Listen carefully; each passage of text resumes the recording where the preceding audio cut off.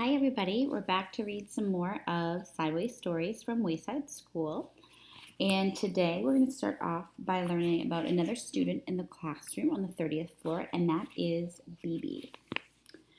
Bebe was a girl with short brown hair, a little Bebe nose, totally tiny toes, and big brown eyes. Her full name was Bebe Gunn. She was the fastest straw in Mrs. Jewell's class. And I want to show you real quickly the way that her name is spelled, because it's kind of a play on words here. Can you see it? So it's Bebe, and then her last name is Gunn, G-U-N-N. So her name kind of sounds like BB gun, like a fake gun. She could draw a cat in less than 45 seconds, a dog in less than 30, and a flower in less than 8 seconds. But of course, Bebe never drew just one dog or one cat or one flower. Art was from 12:30 to 1:30. Why, in that time, she could draw 50 cats, 100 flowers, 20 dogs, and several eggs or watermelons. It took her the same amount of time to draw a watermelon as an egg. Calvin sat next to Bebe. He didn't think he was very good at art. Why, it took him the whole period just to draw one airplane. So instead, he just helped Bebe. He was Bebe's assistant.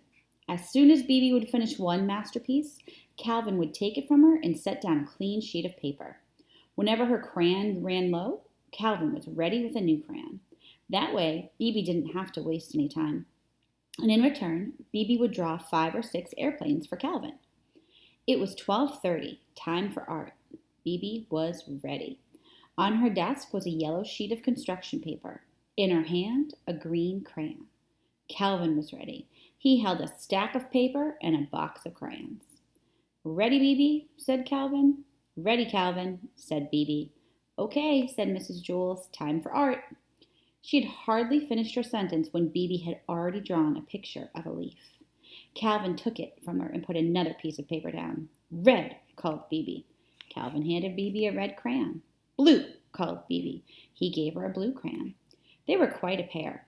Their teamwork was remarkable.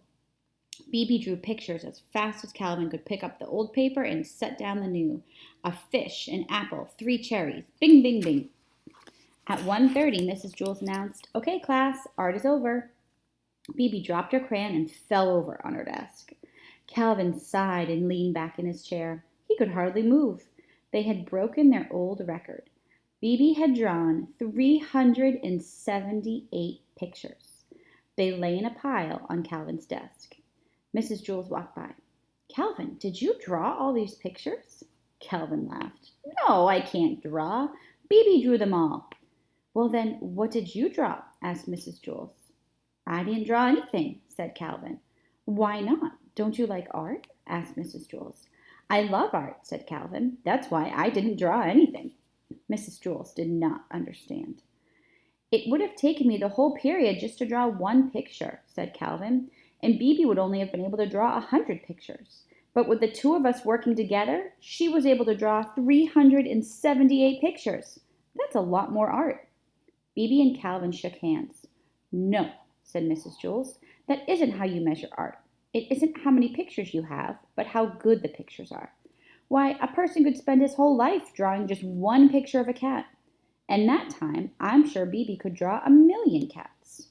2,000,000, said Bebe. Mrs. Jewell continued, "But if that one picture is better than each of Bebe's 2,000,000, then that person has produced more art than Bebe." Bebe looked as if she was going to cry. She picked up all the pictures from Calvin's desk and threw them in the garbage. Then she ran from the room. "I thought our pictures were good," said Calvin.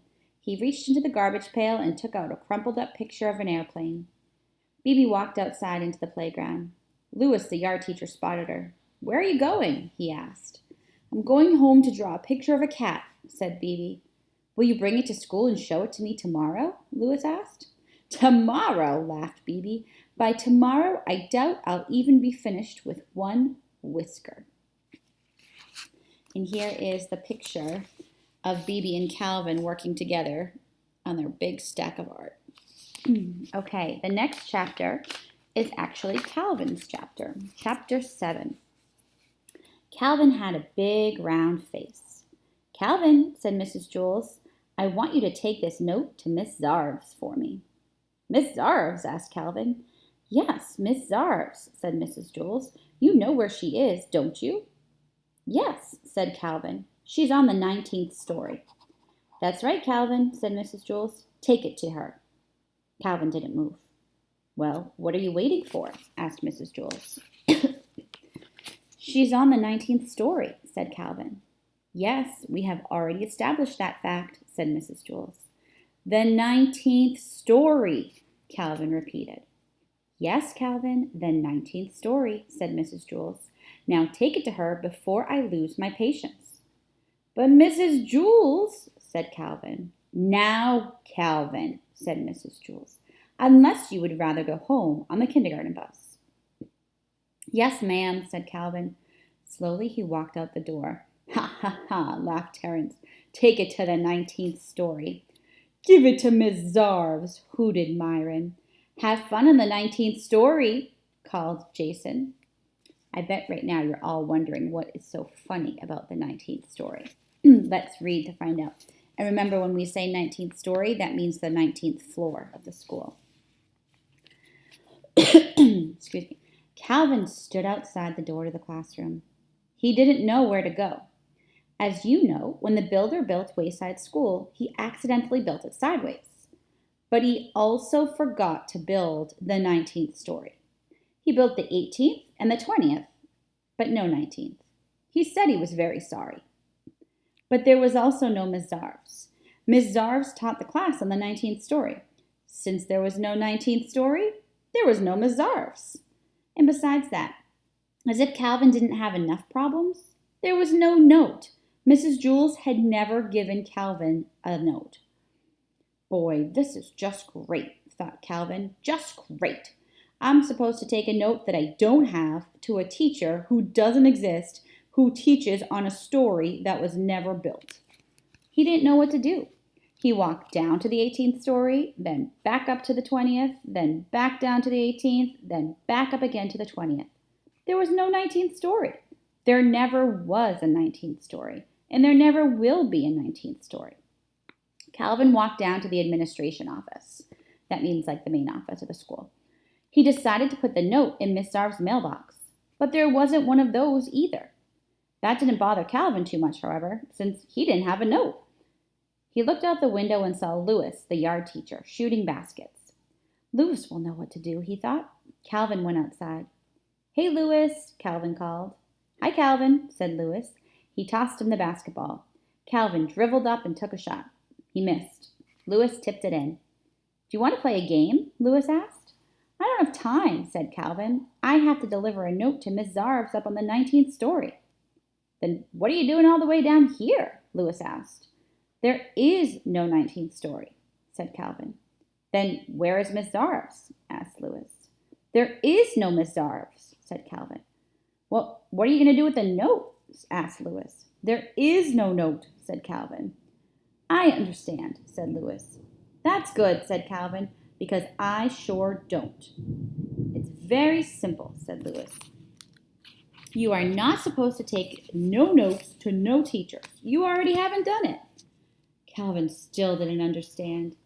I'll just have to tell Mrs. Jules that I couldn't deliver the note, he said.